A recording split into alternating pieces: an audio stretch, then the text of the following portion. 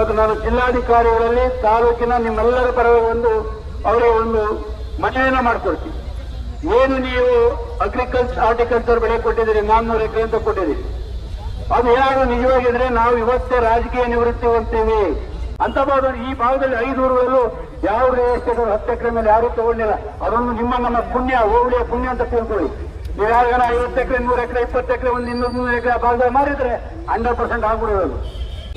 ದೊಡ್ಡಬಳ್ಳಾಪುರ ಹೋಬಳಿಯ ಚಿಕ್ಕಬಳ್ಳಾಪುರ, ತೊಣ್ಣಿನಹಳ್ಳಿ, ರಾಂಪುರ ಮತ್ತು ನಾರನಹಳ್ಳಿ ಮತ್ತು ದೊಡ್ಡಬಳ್ಳಾಪುರದ ಆ ಭಾಗದಿಂದ ಬಂದಿರತಕ್ಕಂಥ ಎಲ್ಲ ನನ್ನ ರೈತ ಬಾಂಧವರೇ, ವಿಶೇಷವಾಗಿ ನಮ್ಮ ಮಹಿಳೆಯರು ಸಾಕಷ್ಟು ಜನ ಬಂದಿದ್ದೀರಿ. ಮುಂದಿನ ದಿನಗಳಲ್ಲಿ ಈ ಅವಕಾಶವನ್ನು ಇದ್ದಾಗ ಇನ್ನೂ ಜಾಸ್ತಿ ಜನ ಬರಬೇಕು ಅಂತ ವಿನಂತಿ ಮಾಡಿಕೊಂಡು ಇವತ್ತಿನ ಕರ್ನಾಟಕ ಕೈಗಾರಿಕಾ ಪ್ರದೇಶ ಅಭಿವೃದ್ಧಿ ಏನು ಭೂಮಿಯನ್ನು ಸ್ವಾಧೀನ ಮಾಡ್ತೀವಿ ಅಂತ ಹೇಳಿ ಪ್ರಿಲಿಮಿನರಿಯಾಗಿ ಹೇಳಿದ್ದಕ್ಕೆ ಇವತ್ತು ನಾನು ವಿಶೇಷವಾಗಿ ರೈತರಲ್ಲಿ ಒಂದು ಮನವಿ. ನಮ್ಮ ಭಾಗದಲ್ಲಿ ಕೊಲಗಟ್ಟ, ಲಿಂಗನಹಳ್ಳಿ ಮತ್ತು ಐನಹಳ್ಳಿ ಭಾಗ ಮತ್ತು ಚನ್ನಸೈಪಳ್ಳ, ಉಳುಕುಂಟೆ ಭಾಗದಲ್ಲಿ ಆದಾಗ ಯಾವ ರೈತರು ಸಹ ನನಗೆ ಫೋನನ್ನು ಮಾಡಲಿಲ್ಲ. ನಾನು ಅಕ್ವೇಷನ್ ಸರ್ವೆ ನಂಬರ್ಗಳೆಲ್ಲ ಪೇಪರ್ ಓದಿ ಫೋನಿಗೆ ಕಾಯ್ತಾ ಇದ್ದೆ, ಯಾರನ್ನ ಫೋನ್ ಮಾಡ್ತಾರೆ ಅಂತ ಹೇಳಿ ಯಾರು ಸಹ ಮಾಡಲಿಲ್ಲ. ಆ ಭಾಗದಿಂದ ಎಲ್ಲ ಆದ್ಮೇಲೆ ಮುಂದಕ್ಕೆ ಹೋದ್ಮೇಲೆ ಇಲ್ಲ ಬಂದಿಲ್ಲ. ಆಮೇಲೆ ಬಂದಾಗ ಯಾರು ಒಬ್ರು ಇಬ್ರು ಫೋನು ಮಾಡಲಿಲ್ಲ. 1 ವಾರ ಆದ್ಮೇಲೆ ಬಂದ್ರಿ ನೀವು. ಒಬ್ಬರೇ ಸುಮ್ಮನೆ ಇಲ್ಲೆಲ್ಲ ಜನರ ಮುಂದೆ ಬೇಕಿರಿ ತಾಳ್ಬೇಡಿ ನೀವು. ನಾನು ಯಾವತ್ತೂ ನಿಮ್ಮ ಯಂತ್ರಮಣಿಯ ಸುಳ್ಳು ಹೇಳಿ ಗೊತ್ತಿಲ್ಲ. ನೀವು ರಾಜಕೀಯ ಜನ್ಮ ಕೊಟ್ಟ ಮೇಲೆ ಸುಳ್ಳು ಹೇಳೋಂತ ಅವಶ್ಯಕತೆ ನನಗಿಲ್ಲ.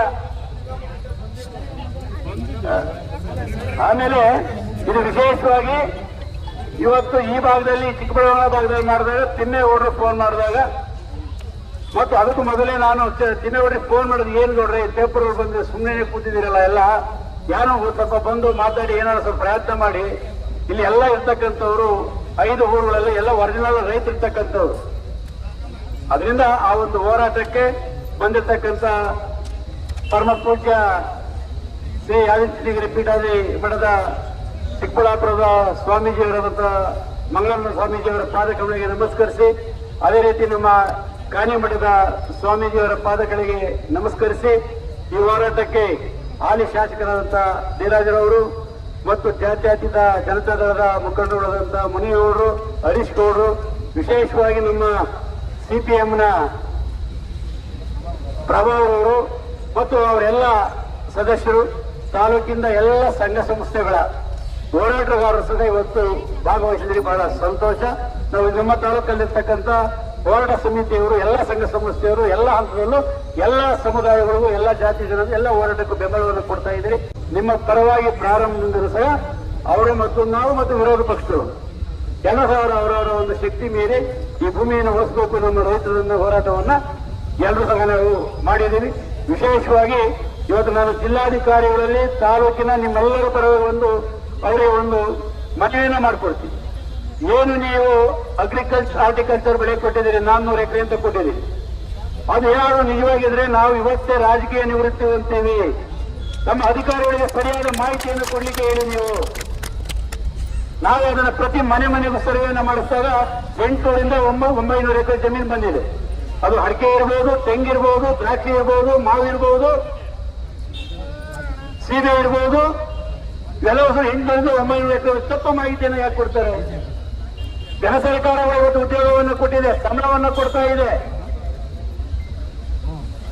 ಇದನ್ನು ತಾವು ಕೂಡಲೇ ಯಾರ ತಪ್ಪನ್ನ ಮಾಡಿದರೋ ಆ ತಪ್ಪಿತಸ್ಥರಿಗೆ ತಾವು ಕರೆದು ವಿಚಾರಣೆಯನ್ನು ಮಾಡಬೇಕು ಅಂತ ಹೇಳಿ ಈ ಸಂದರ್ಭದಲ್ಲಿ ತಮಗೆ ಮನವಿಯನ್ನು ಮಾಡಿಕೊಡ್ತೀವಿ. ತಾವು ಸುವಾಯಿತುವಂತಹ ಉತ್ತಮವಾದಂತಹ ಕೆಲಸವನ್ನ ತಾಲೂಕಿಗೆ, ಜಿಲ್ಲೆಗೆ ಮಾಡಿದಿರಿ. ನೀವು ಸಹ ಮಾಡ್ತೀರಿ ಅಂತ ನಂಬಿಕೆ, ವಿಶ್ವಾಸ ನಮಗಿದೆ.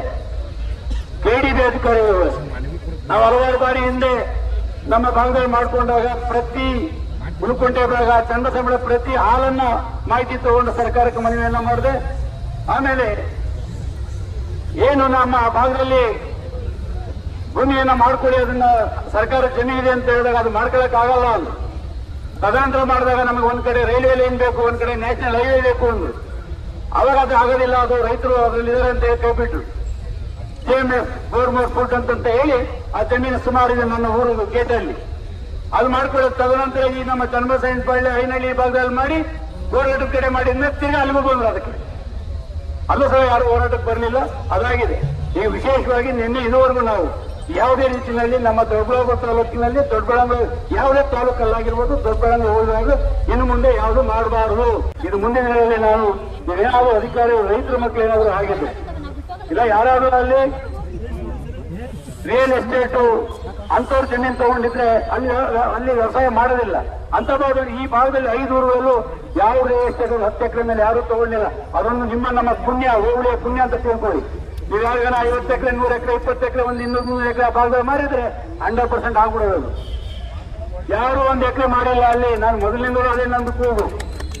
ನಮ್ಮ ಹುಲ್ಕುಂಟೆ ಭಾಗದಲ್ಲಿ ಮಾಡ್ಬೋದು ಹೇಳಿದೆ.